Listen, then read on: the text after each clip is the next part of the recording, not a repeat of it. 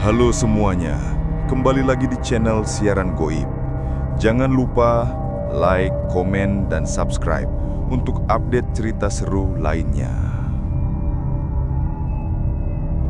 Di puncak Gunung Lawu, ada sebuah rahasia yang jarang diketahui orang.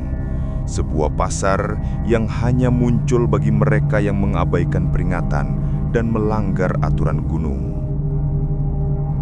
Lang, jangan sembarangan petik-petik. Reno menepuk bahu Gilang yang sedang jongkok memetik paku hutan. Tadi sudah diperingatin loh sama orang yang turun, jangan ambil apapun di jalur atas. Gilang hanya nyengir. Ren, udahlah, cuma tumbuhan doang, buat campuran mie. Masa tanaman gini aja bisa bikin sial? Rara ikut menunduk, nada suaranya cemas. Serius Lang, tadi bapaknya mukanya serius banget. Katanya jangan bawa apa-apa dari atas. Gilang geleng-geleng sambil memasukkan paku itu ke kantong. Basira, sugesti kalian aja. Mereka melanjutkan perjalanan ke pos 2. Kabut belum terlalu tebal, tapi setelah beberapa menit, suasana berubah terlalu sunyi. Tidak ada suara pendaki lain, tidak ada angin. Seperti hutan sedang menahan nafas. Ayu berhenti sambil memegang lengan Rara. Kok jalurnya kayak beda ya? Reno menelan ludah. Tenang, ikutin aja jalurnya. Namun tali rafia yang biasanya ada tiba-tiba putus begitu saja, seolah memang menghilang dari jalur. Ren, ini kok habis? Bisik Rara. Mereka mulai berjalan lebih cepat menembus kabut. Sampai akhirnya mereka tiba di puncak. Aneh, tidak ada siapa-siapa. Tapi di tengah sepi itu terdengar suara ramai, samar-samar seperti suara pasar. Suara orang menawar harga, suara sendok mengetuk gelas, suara tawa kecil yang jauh. Ayu merapatkan jaket. Kalian dengar? Itu suara pasar? Reno geleng-geleng. Gak mungkin, di puncak gak ada pasar. Namun ketika kabut tersibak sedikit, tampak lapak-lapak berderet. Lapaknya terbuat dari kain lusuh, kayu rapuk, dan beberapa hanya berdiri dari tumpukan batu. Lampunya aneh. Bukan lampu, tapi sinar kekuningan tanpa sumber. Para penjualnya tampak seperti manusia, tapi gerak mereka lambat. Mata mereka kosong, senyumnya terlalu lebar. Seorang ibu berkerudung lusuh menatap mereka. Mampirna, masih anget kopinya. Reno berbisik, jangan disautin, jangan. Tapi Gilang melangkah maju. Bu, jual apa? Ibu itu tersenyum kecil. Kopi, cocok buat anak yang tadi ngambil dari tempat kami. Rara langsung memegang mulutnya. Lang, jangan. Tapi Gilang sudah mengambil cangkir itu dan menyeruputnya.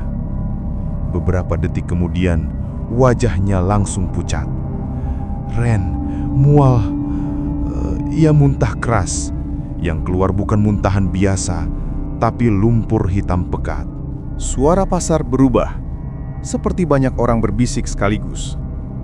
Seorang penjual, kakek kurus dengan tubuh panjang, berkata lirih, "Wes bayar, wes minum, pulanglah, jangan terlalu lama." Reno langsung memapah Gilang. Ayo, jangan jauh mereka, turun sekarang. Mereka berlari menuruni jalur. Suara langkah mengikuti di belakang mereka. Banyak langkah, berat, menyeret. Sesekali mereka terpelasat, tapi saking takutnya, mereka langsung bangkit lagi. Gilang paling parah, kakinya gemetar hebat.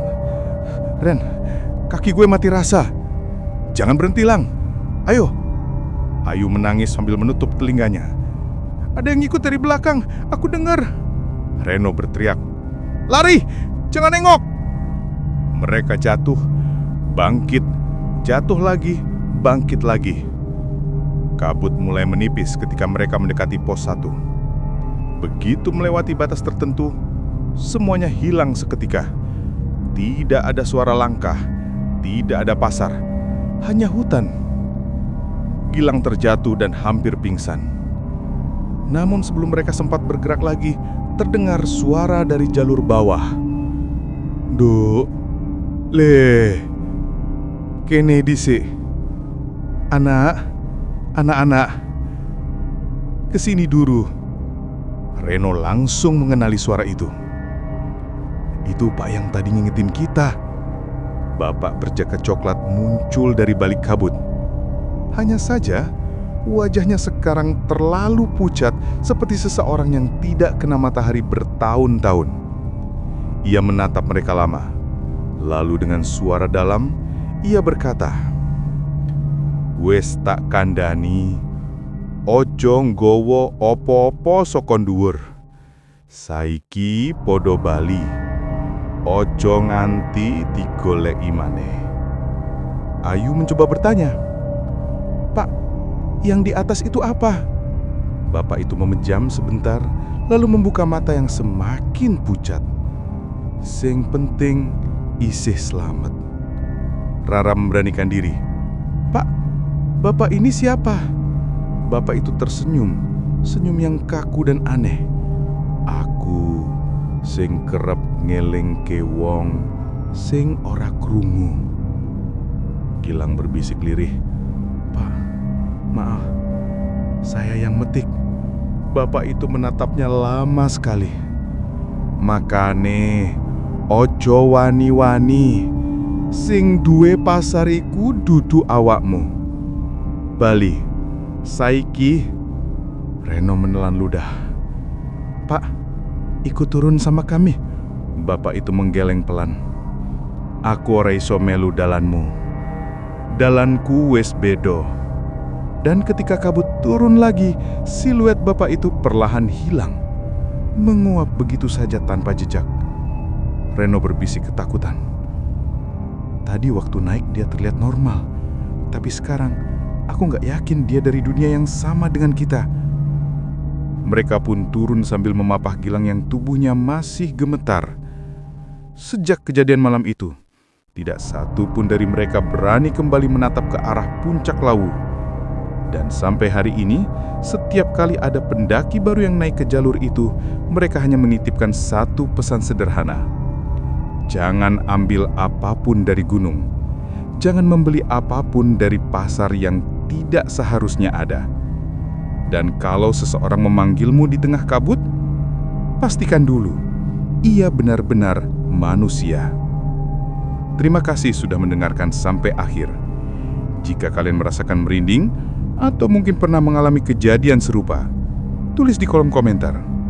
Jangan lupa like, komen, dan subscribe agar kalian tidak ketinggalan cerita seram berikutnya. Sampai jumpa di kisah selanjutnya. Dan ingat, di setiap tempat yang kalian lewati, selalu ada yang sedang memperhatikan.